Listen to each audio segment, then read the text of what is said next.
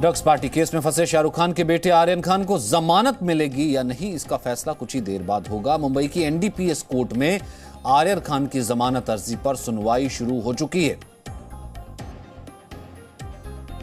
कल जमानत की अर्जी लगाई गई थी। जमानत अर्जी पर सुनवाई शुरू हो चुकी है। इससे पहले कोर्ट ने 14 दिन की न्यायिक हिरासत में यानी कि जेल भेज दिया था आर्यन खान समेत 8 आरोपियों को।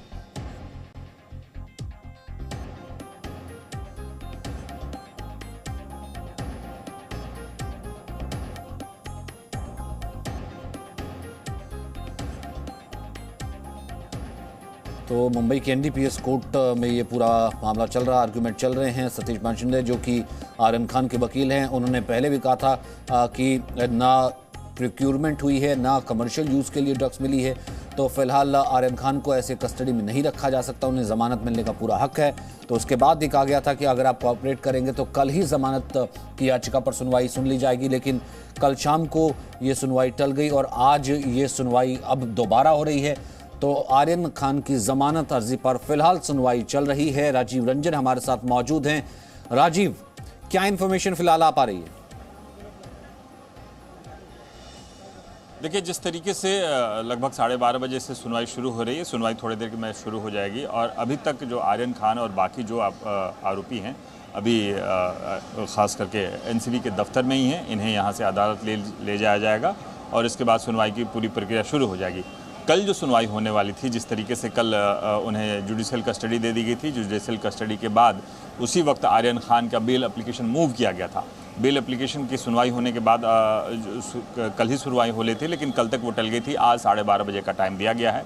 सुनवाई कुछ देर में शुरू हो जाएगी और जिस तरीके से स्पष्ट था कि एनसीबी ने स्पष्ट तौर पर कहा था कि उनके बेल एप्लीकेशन का वो विरोध भी करेगी और अपने तर्क भी देगी, क्योंकि जिस तरीके से कल जो एनसीबी की तरफ से 11 अक्टूबर तक की रिमांड मांगी गई थी, उसमें तर्क यही दिए गए थे कि आर्यन खान से कई बार पूछताछ करनी है। अभी तक 17 लोगों की गिरफ्तारी हो चुकी है। मुख्य आरोपी अभी तक गिरफ्तार नहीं किया गया है। जो निशानदेही पर जिन जिन लोगों को गिरफ्तारी की गई है उनके आमने सामने बिठाकर पूछताछ करनी होगी। जिस तरीके से अरबाज के निशानदेही पे कल एक व्यक्ति को गिरफ्तार करने जरूर एनसीबी गई थी, लेकिन वो गिरफ्तार नहीं हो सका था। लिहाजा इसी तरह से कहा गया कि कई और लोग हैं इनके बयान के आधार पर कई और लोगों के नाम सामने आए हैं जिन्हें गिरफ्तार करना जो बेहद ज़रूरी है और उसके बाद ही पूरे ड्रग कार्टेल का मामला सामने आएगा। क्योंकि एनसीबी ने तर्क यही दिया था कि अभी तक जो भी पार्टी के ऑर्गेनाइज़र थे, यानी जो रेव पार्टी के ऑर्गेनाइज़रों को ही हिरासत में लिया गया था और उनसे पूछताछ की जा रही थी। उनसे जो भी चीज़ें सामने आ रही थी उसके बाद से आर्यन खान और अरबाज की फिर से पूछताछ की जाएगी। लेकिन जिस तरीके से 3 तारीख को जो उनसे पहले पूछताछ की गई थी और 3 तारीख की पूछताछ के बाद कार्तिक को अर्चित की गिरफ्तारी 6 तारीख को हुई थी, यही तर्क स्पष्ट तौर पर कोर्ट में दिया गया। कोर्ट ने जो बचाव पक्ष के वकीलों ने कहा कि जब 3 तारीख के उनके बयान के आधार पर 6 तारीख को गिरफ्तारी होती है, इसका मतलब साफ साफ है कि एनसीबी को अभी उनकी हिरासत में पूछताछ की जरूरत नहीं है। जब जब जरूरत पड़ेगी तब आयोग के जरिए उन्हें पूछताछ यही सवाल बुलाया जा सकता है। आपने कल भी बताया था, इसी से जुड़ा चीज जो है मैं आगे पूछना चाह रहा था राजीव रंजन, ऐसा क्या बरामदगी या फिर सबूत या फिर केस आर्यन खान का है जिसको लेकर के एनसीबी इतनी ज्यादा एडमेंट है? एक तो वो कस्टडी की मांग लगातार करती रही, फिर कही कि आमने सामने बैठ करके पूछताछ करनी है जो और गिरफ्तारी है उनके लिए, तो फिर ये आर्गुमेंट आया कि 3 दिन से तो आपने पूछताछ की नहीं, अब आपको पूछताछ करनी है। अब आज भी कह रहे हैं कि जमानत का तो हम किसी भी तरीके से विरोध ही किया जाएगा, जबकि उनके वकील कह रहे हैं कि ना इतनी कंजम्पशन है, ना कमर्शियल यूज है, ना किसी और तरीके की कोई बात है। ये दो विरोधाभास है और एनसीबी इतनी ज्यादा एडमेंट, क्या सच में एनसीबी का केस इतना स्ट्रांग है? सचिन, जिस तरीके से एनसीबी की जो तर्क है वो एनसीबी कह रही है कि आर्यन खान के मोबाइल से जो भी फ़ोटो बाकी चैट बरामद हुआ है, वो चैट के आधार पर आगे ये इंटरनेशनल पूरे कनेक्शन की बात सामने आ रही है। ये एनसीबी का तर्क है।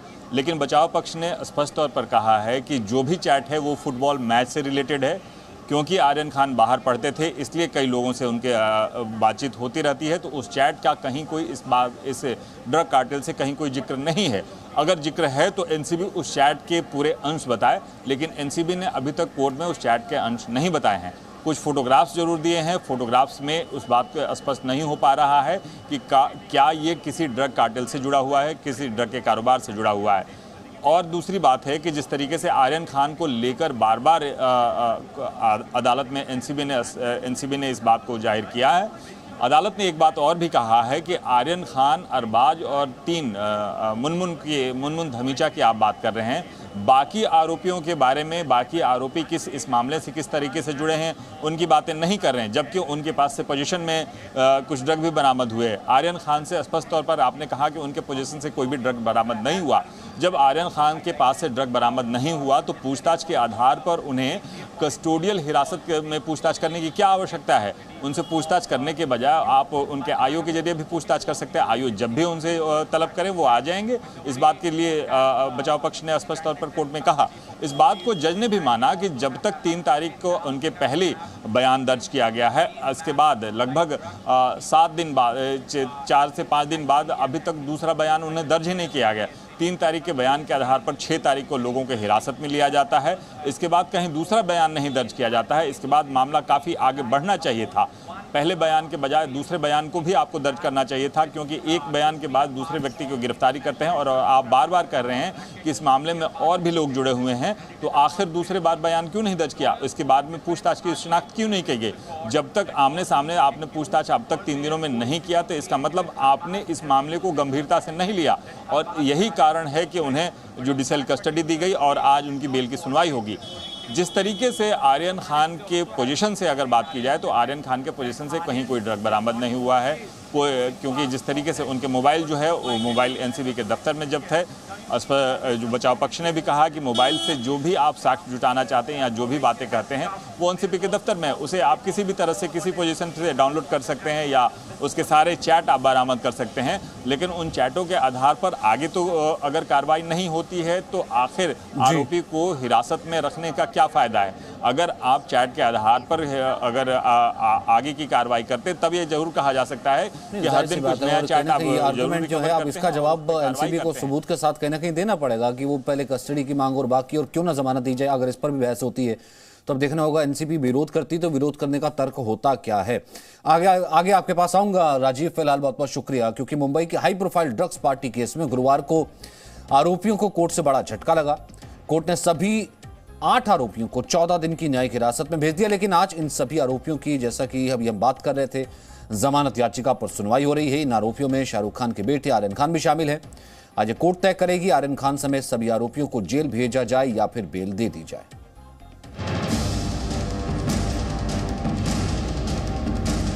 मुंबई के हाई प्रोफाइल ड्रग्स केस में आरोपियों को गुरुवार को भी कोर्ट से राहत नहीं मिली। कोर्ट ने सभी आरोपियों को 14 दिन की न्यायिक हिरासत में भेज दिया, लेकिन सभी आरोपियों ने जेल जाने से पहले फिर से जमानत के लिए कोर्ट में याचिका दायर कर दी और आज सभी की याचिका पर कोर्ट में सुनवाई भी होगी। सब 8 आरोपी को जुडिशियल कस्टडी में रिमांड किए है साहब ने, और हमारे बेल एप्लीकेशंस की हियरिंग सुबह में 12:30 बजे रखे। और एनसीबी बोल रहा था कि सब एनसीबी का सबमिशन था कि ये सब एक साथ जॉइंट है, पर ऐसा नहीं है, सब अलग अलग हैं। तो इसीलिए कोर्ट ने कहा कि ये अलग अलग नहीं हो सकता, अलग अलग रिकवरीज है और कस्टडी की जरूरत नहीं है। गुरुवार को आर्यन के वकील सतीश मान शिंदे ने न्यायिक हिरासत की मांग को चुनौती देने की पूरी कोशिश की। बचाव पक्ष और एनसीबी की तरफ से एएसजी के बीच जब फोन चैट को लेकर कोर्ट में बहस शुरू हुई तो सतीश मान शिंदे ने कहा व्हाट्सएप चैट फुटबॉल को लेकर है, ना कि ड्रग्स को लेकर। इस पर एएसजी ने इसे गंभीर बताते हुए कहा कि चैट सीधे सीधे ड्रग की तरफ इशारा करता है। कोर्ट में एनसीबी की ओर से बहस कर रहे एएसजी ने ड्रग पैडलर की गिरफ्तारी के मुद्दे को लिंक करते हुए दलील दी कि सभी अभियुक्त एक दूसरे से जुड़े हुए हैं। इस पर सतीश मान शिंदे ने कहा कि बार बार विभाग की तरफ से कहा जा रहा है कि मुख्य अभियुक्त को पकड़ना है, उस तक पहुंचना है, तो जब तक वो पहुंच नहीं पाते तब तक उन्हें एक बंधक की तरह नहीं रख सकते। कोर्ट में सतीश मान शिंदे ने एनसीबी की कार्रवाई पर एक बार फिर से सवाल खड़े किए। 1300 लोग क्रूज पर थे, लेकिन 17 ही गिरफ्तार किए गए। गुरुवार को हुई पेशी में आर्य ने भी कोर्ट के सामने इस पूरे मामले को लेकर अपनी सफाई दी। आर्य ने कहा कि एक दोस्त है प्रतीक, जिसने ऑर्गेनाइजर से मुलाकात कराई थी और वो वीवीआईपी की तरह आमंत्रित था। मुंबई के इस हाई प्रोफाइल ड्रग्स केस की सुनवाई से आधे घंटे पहले एनसीबी की टीम ने एक और पेडलर को गिरफ्तार किया। एएसजी ने इस गिरफ्तारी की जानकारी कोर्ट को देते हुए बताया कि सभी अभियुक्त एक दूसरे से जुड़े हुए हैं। इस पूरे मामले में एनसीबी किसी बड़े सिंडिकेट का हाथ होने की बात कह रही है, जबकि आर्यन खान के वकील एनसीबी की कार्रवाई पर पेश किए गए सबूतों को लेकर बार बार सवाल खड़े कर रहे हैं। तो अब से कुछ ही देर बाद जो है आर्यन खान को जमानत मिलेगी या फिर आर्यन खान की जेल बरकरार रहेगी, इस पर फैसला हो जाएगा, क्योंकि आर्यन खान की जमानत अर्जी पर सुनवाई चल रही है। 12:30 बजे ये सुनवाई शुरू होनी थी। राजीव ने जिस तरीके से कहा कि 12:30 बजे सुनवाई शुरू हो गई है, एनसीबी के अपने आर्गुमेंट्स हैं कि लगातार उसको चैट्स मिली हैं, उसे लगता है कि एक बड़ी कंजम्पशन की तरफ इशारा है, लेकिन आर्यन के जो वकील हैं वो इन आरोपों को लगातार खारिज करते रहे हैं। हालांकि खुद एनसीबी ये कहती रही है कि बरामदगी हुई ही नहीं है आर्यन के पास से किस तरीके के ड्रग्स की।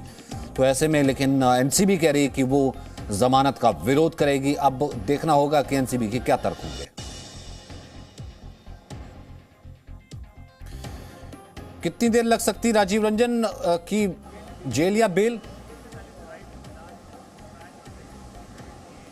देखिए, जिस तरीके से जो अभी शुरुआत हुई है, सतीश माने शिंदे जो कि आर्यन खान के वकील हैं वो अदालत में पहुंच चुके हैं और अपना उन्होंने बेल पिटीशन जो है वो दाखिल कर दिया है। हालांकि एनसीबी की तरफ से वकील और एएसजी अभी तक नहीं पहुंचे हैं। जज ने जरूर हल्के फुल्के एक कमेंट भी जरूर किया कि अक्सर हाँ मैं समय पर आ जाता हूं, कुछ देर में सुनवाई जरूर होगी। आज जो 3 जो बेल एप्लीकेशन जो सुने जाएंगे उसमें आर्यन खान, अरबाज मर्चेंट और मुनमुन धमीजा होंगी।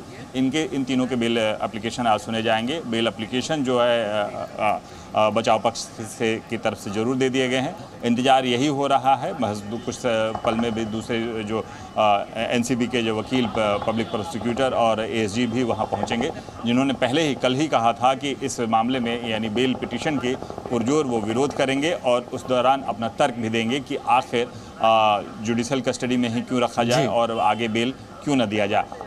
जरूर कुछ शर्तें लगाएंगे कि अगर बेल दिया जाए तो उनकी शर्तें क्या क्या होंगी, इस तरह की कई शर्तें लगाएंगे। यानी देश छोड़ने की बजाय की बात भी होगी, पासपोर्ट भी जब होगा, या कुछ और भी शर्तें लगा सकते हैं जरूर, लेकिन ये विरोध जरूर पुरजोर तरीके से करेंगे। और चलिए देखते हैं कि फिलहाल आपने कहा कि कुछ देर में पता लग जाएगा। फिलहाल आर्गुमेंट शुरू हो चुका है, जज वहां पर आ चुके हैं और अब पता लगेगा कि आर्यन खान को यहाँ पर जमानत मिलेगी, जो कि आर्यन खान के वकील लगातार कह रहे हैं कि वो जमानत डिजर्व करते हैं, उन्हें जमानत मिलनी चाहिए, या फिर एनसीबी कह रही है कि नहीं हम इसका विरोध करेंगे। Presenting B News app available on Google Play and App Store. Download it now.